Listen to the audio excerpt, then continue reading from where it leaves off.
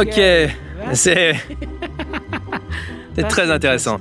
Je me demande ce qui va se passer. Ça, c'est une autruche mâle.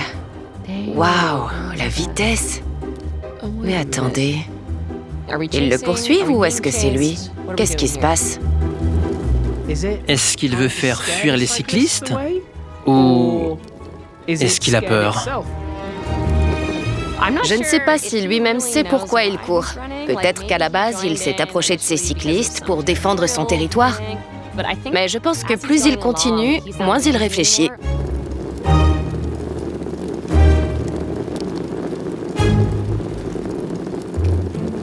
Les autruches ont un cerveau vraiment minuscule comparé à leur taille. Mais ce petit cerveau ne les empêche pas d'être assez performantes. C'est le plus grand oiseau du monde. Elle pèse jusqu'à 150 kilos. Ce sont des animaux redoutables. J'ai travaillé avec des autruches. Elles ne sont pas très malignes, mais elles courent vite. C'est l'oiseau inaptovol le plus rapide du monde. Une autruche peut atteindre une vitesse de 69 km/h. Pour atteindre une telle vitesse, il faut avoir des pattes puissantes. Quand elles atteignent leur vitesse maximale, la distance entre leurs pattes avant et arrière peut aller jusqu'à 5 mètres. Ça donne une idée de la taille et de la puissance des autruches. Je pense que cette autruche a dû être terrorisée en voyant ces cyclistes arriver. Et elle a dû se dire « Qu'est-ce que je dois faire? Je cours !» Je pense que c'est un de ces cas de le combat ou la fuite.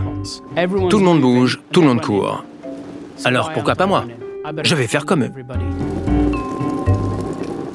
Cette autruche est rapide et puissante. Avec un cerveau aussi petit, occupé à gérer autant de puissance, il faut rester prudent. Donc, si j'étais pourchassé par une autruche, je pédalerais comme un dératé.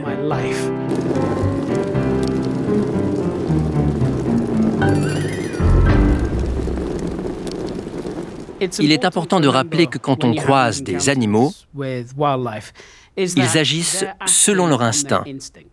Il faut rapidement analyser la situation. Est-ce qu'il a peur de moi? Est-ce qu'il protège ses petits? Est-ce que c'est ma faute? 99,9% du temps, c'est la faute des humains. Les animaux ne font que ce qu'ils font depuis des millions d'années.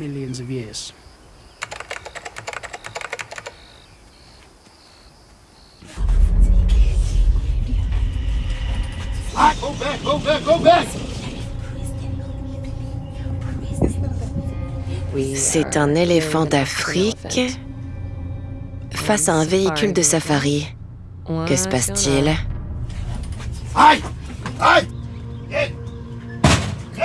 C'est tendu.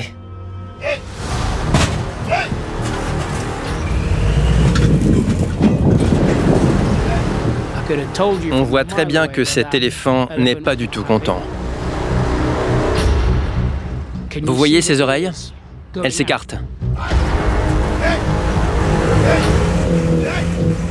Le chauffeur sait qu'ils sont dans le pétrin.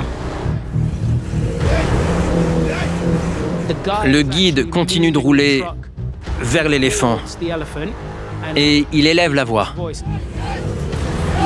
C'est un face-à-face.